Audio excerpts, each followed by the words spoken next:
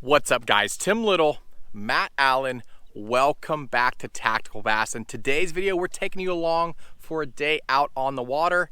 And looking behind us, obviously we're not in Tennessee. We are in the deep south, just exploring, checking out some new fisheries. Never been here before. Should be fun.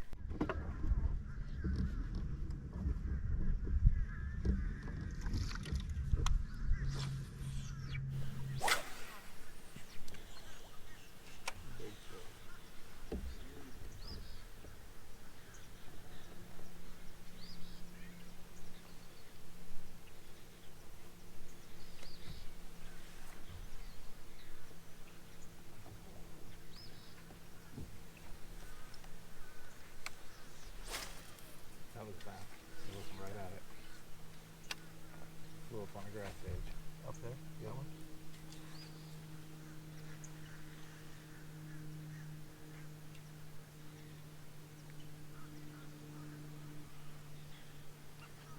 Need a toad.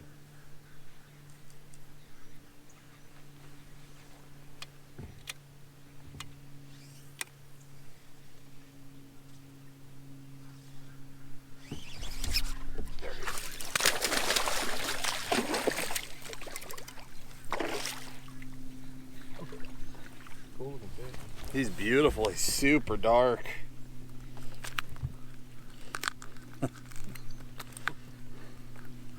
First bite. Just trying to gather puzzle pieces. This fish, I don't know if you can see, super dark.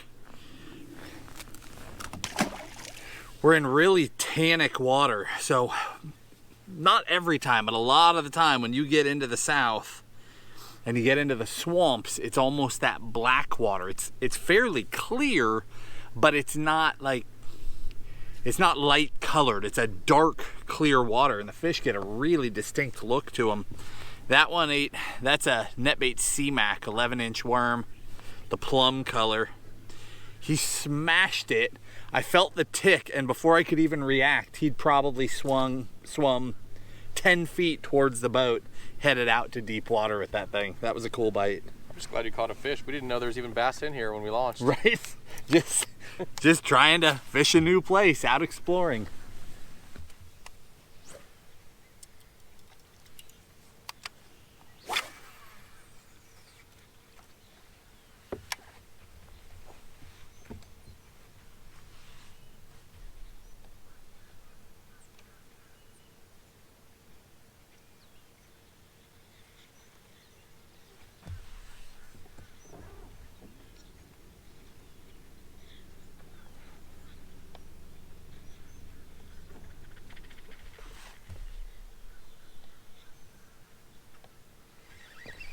Dropped him.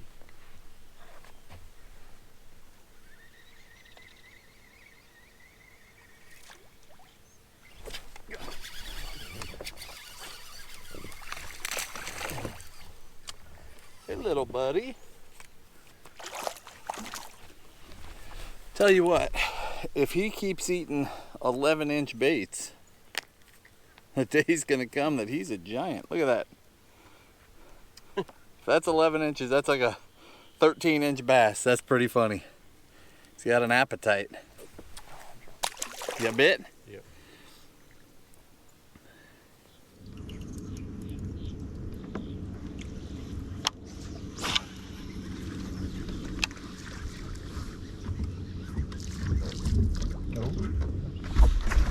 Oh! I saw the weight come out of the two of these. Or the lily fish. Around the face of that tree out there. Wow. Oh! He stayed with it. I missed him again.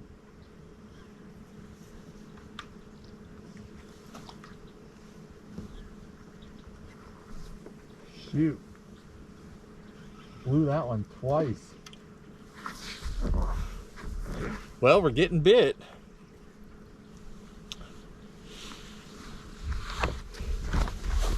So we're just out here exploring. You know, most of you know, but maybe some of you don't. Tim and I, you know, we live in the South now. We live in Tennessee, but we weren't born there. We moved from the West Coast a couple of years back. Many of you know that.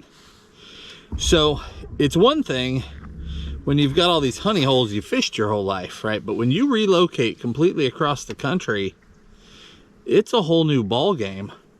So we go out on the road like we are right now, just exploring, literally just driving around lake to lake, swamp to swamp on this trip, just fishing, just seeing, just looking for new places that we might enjoy fishing on a regular basis. So this morning we had a front blow through. There was a bunch of rain this morning. So we got to the lake. What was that? Blow up? We got to the lake a little bit late because we just let that blow through. So now it's kind of, oh! You hit it as soon as it hit the water. Now it's kind of post-frontal. You're good, go. Yep. It's kind of post-frontal. It's slick, calm, but it's good to see Tim getting bit. So we had baits for slow fishing, like the Texas rig that's working. And then Tim also had a flashy swimmer on with a Kitech. I had a sleeper gill, a mag draft. We had some, is he on it again? A big old boil. Oh, we had some power fishing baits ready just in case. Those first few bites suggested this was going to be a slow fishing deal. But now all of a sudden we got a little cloud cover coming back. Starting to see that reaction bite pick up. This is turning out to be a pretty fun place to fish.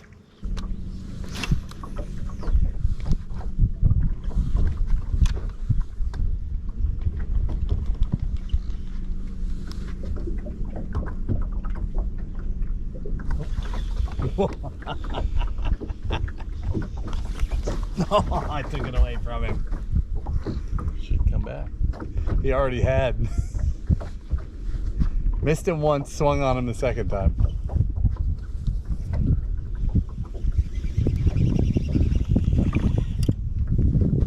Oh, he's coming back. Oh, that's all I got left of that worm. Start chasing left to right.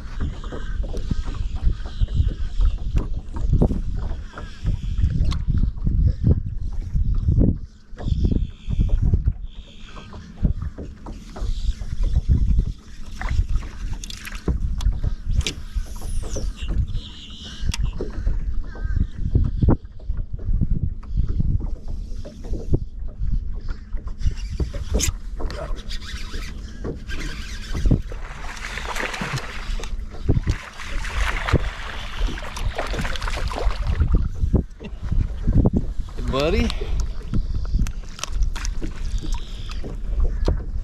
as you can see, that's a pretty fish. As you can see, our conditions have completely changed. Storm is definitely blowing back in. Post front is a distant memory. I'm kind of wishing we had put rain gear in the boat. I mean, it's got the vibes. It's dropped 10 degrees, the air temperature, probably 10 degrees. We've definitely got an initial pattern. I mean, you can see around how much wood there is out here. It's insane. So for those of you that face similar conditions, you know, that can be super overwhelming. What we decided to do, we started on the outer wood. So this place seems to have some deeper water. We found like 13, 14 foot. Oh, you get him? Oh, he came off. On the blade. On a blade bait? I'll bet you no one has ever thrown a blade bait in this swamp before. Tim had one on it. As I was saying, there's some deeper water. So we started outside. We didn't get bit, even though it looked good. So we went up shallow to the grass. And what has developed is a very clear pattern where the fish are on the nearest wood to the grass edge. Oh, darn it. That first piece of wood outside of the grass is definitely holding the fish. Now, obviously, we have not caught a big one. Frankly, we have no earthly idea if there are big ones in here. Like, looking at the place, it seems like this could have some giants. But not every lake does. but we've definitely found a way to catch some fish. So hopefully we can catch a few more, and then knowing us, we'll probably cut everything off, tie on all new baits, see if we can build another pattern. I don't know, but we're off to a strong start.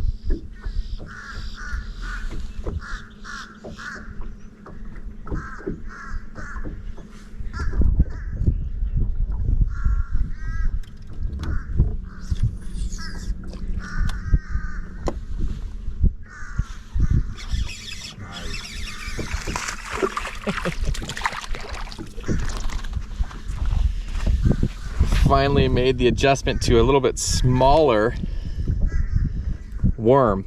You know, I kind of stuck, it's being stubborn, stuck with, thanks bud, stuck with the reaction bite for, or reaction baits for quite a while.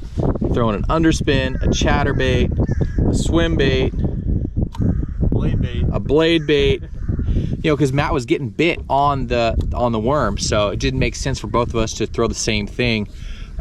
So now that we're actually into these cypress trees, I picked up just a few casts ago, I picked up the big worm that Matt was throwing and had one basically rip the tail off my bait. So went ahead and just rigged a little bit smaller bait, went straight with the shaky head. That's that T-Mac, you know, that we love so much. And that was, I think, my second cast with it, and caught, again, we're not catching giants, but we're having a great time. It's all about exploring, traveling, seeing new places, and you know, like we said earlier, we didn't even know if there was bass in this lake when we launched. So pretty cool to have success. Hopefully we'll run across a big one, but if not, we're still having a blast just catching fish in these cypress trees.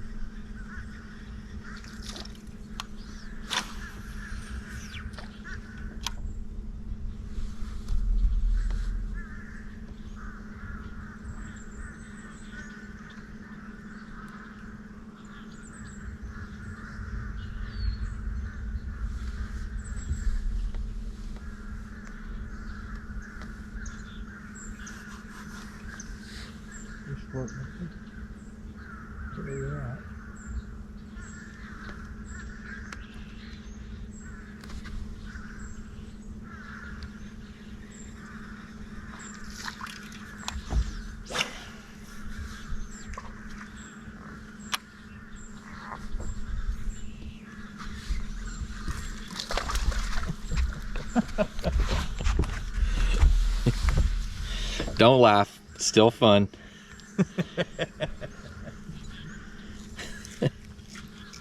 If I put them on the lens, see that one? Giant. Thanks, dude.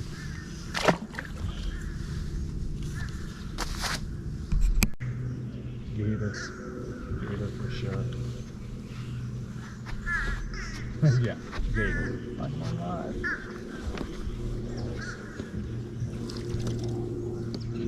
Gotta get ahead of his bubble tail.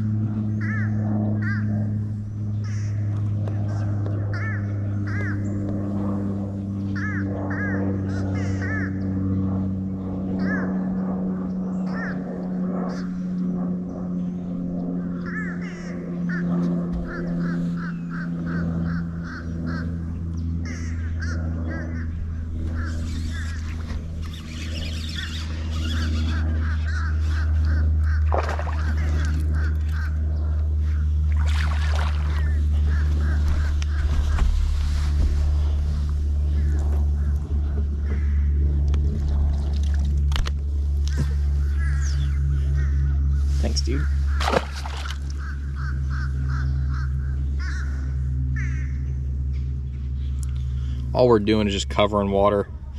Matt's kind of throwing out in front and to the shallower side, and I'm kind of pitching the shaky head out here to the deeper side in the wood. Just seeing what's out here. Obviously there's no map card for this lake or anything like that, so we're just winging it. And I'm trying not to break a prop on a stump. yeah, try not to hit stuff. Oh, I had him. Shaky as chicken butt. I clearly can't allow angler skill to have anything in there.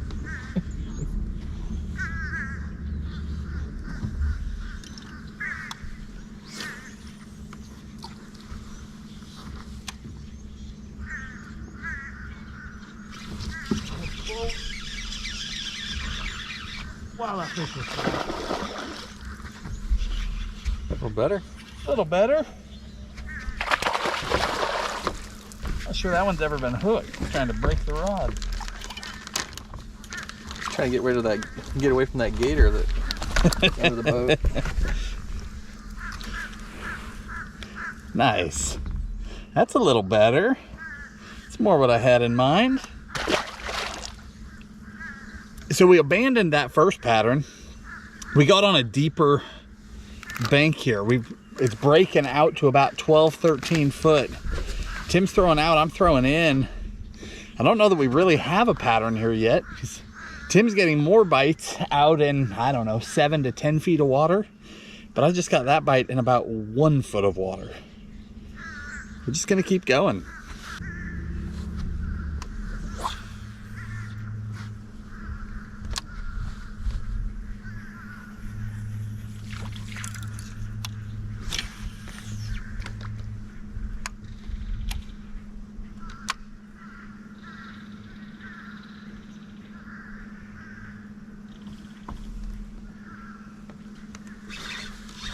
Oh, he came off.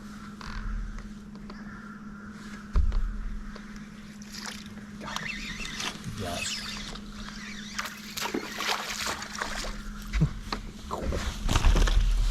Came back and got it.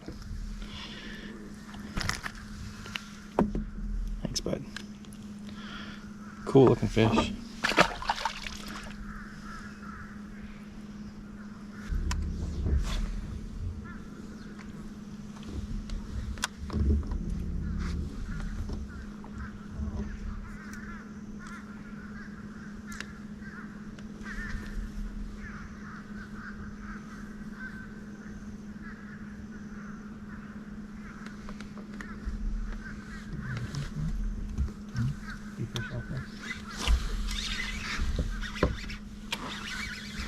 Better one? A little bit better.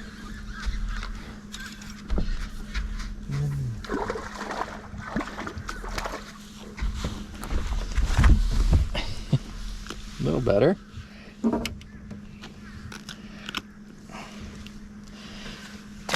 Matt's up here. He's fishing ahead of us and fishing this inside grass Where line. these fish are. And I'm fishing the outside wood line.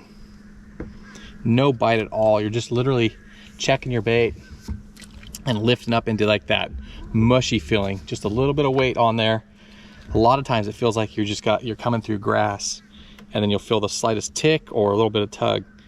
But it's really important to, when you're fishing through this heavy of cover and you're getting real light bites, to just barely expose the hook point. I have that thing in there just under the surface of that plastic, so I can still come through and be weedless, but just the most subtle bite and just the subtle pressure of me lifting the rod tip will hook those fish in the roof of the mouth. Otherwise you're hung up non-stop. All right, guys, we're gonna wrap this one up here. I wanted to talk to you a little bit more about the lake and how to break these sorts of places down. But first, these are the two baits that we were throwing. I don't know if you caught, I said I was throwing a C-Mac, Tim was throwing a T-Mac. They're completely different baits. So the C-Mac is a great big curly tail. It comes in, I think, an 11 and a 15. This is the 11. That's the one that I was catching my fish on today.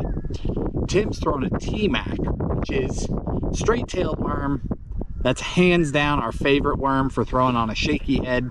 Just a killer effective bait.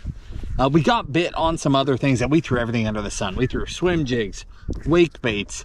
Tim had one on a blade bait, chatter baits. I mean, you name it. We tried to adapt, but it was definitely just a slow fishing deal. Obviously, we came, anytime you're exploring, you're hoping to just land on the Holy Grail, right? And we caught a bunch of fish today, and we had a ton of bites, but we never got a big one. I don't know that this is a fishery that we'll come back to, but that's exploring. That's how you find out. You just go out there, you fish, you see what happens. It was an amazing place. But what I wanted to talk to you about is when you get on a fishery, I don't care if you live in a place that is a cypress swamp or you live in a place that's tons of grass, whatever it is, if you're on a fishery that has got a lot of cover in it, it can be really overwhelming. I mean, when we pulled up to the boat ramp today, we looked out at thousands of trees, some cypress, some, I don't know what these other ones are. I have no idea, but thousands of trees. And you look out at that and you just think, how are we going to find fish in that mess? What you do is you take a very detailed, dialed in approach. So you don't look at the whole. You don't look at the whole lake and thousands of trees or tens of thousands of trees or weed lines that go for miles and think, what am I going to do? What you do is you look at the details and you try to find edges. So we identified grass near shore, which is its own animal, and then the first trees outside of the grass. And then later we realized that there was another tree line out at like 10 to 13 feet of water, another distinct tree line. Beyond that was scattered trees. Beyond that, that's chaos. It takes time to learn a fishery out there. But that inner line of trees, the trees right on the grass and the grass itself, were three very distinct features that we could now look down a shoreline and see a path, to see a way to fish, right? And you just break down those distinct things and figure out how to catch a fish there. Now, if we hadn't been able to catch a fish doing that, then maybe we go way out, look for isolated trees. So trees on the outside, the deepest trees. But you're looking for the things that are a little different, something that stands out, not just looking out at a huge expanse and trying to figure out what to do. You know, if you're on a grass fishery, typically what we do is we look for the inside edges of grass. Sometimes there's a spot right up against shore with no grass. Sometimes we look way out for an outside edge of grass. And then on that outside edge, we look for outside underwater points with grass, and that will really help break it down. You know, today was not your typical winter video, right? Tim's wearing shorts, but we realized a long time ago that in this country, there's people in every phase. Like, there's somebody watching this video today that caught a frogfish yesterday. There's somebody else watching this video who winterized their boat months ago and literally drilled a hole in the ice yesterday. And both are part of the tactical family. Our country is very diverse. We've got all sorts of conditions. And when you head far south, even in the middle of winter, you get a nice day, you're wearing sun gear, shorts, throwing a wake bait, throwing top water. It's crazy how diverse it really is. Hopefully you guys enjoyed a day where we got away from the cold. We got out, did some exploring in a cypress swamp, just something completely different. If you enjoyed the video, hit the like button, subscribe to the channel, and we'll talk to you soon.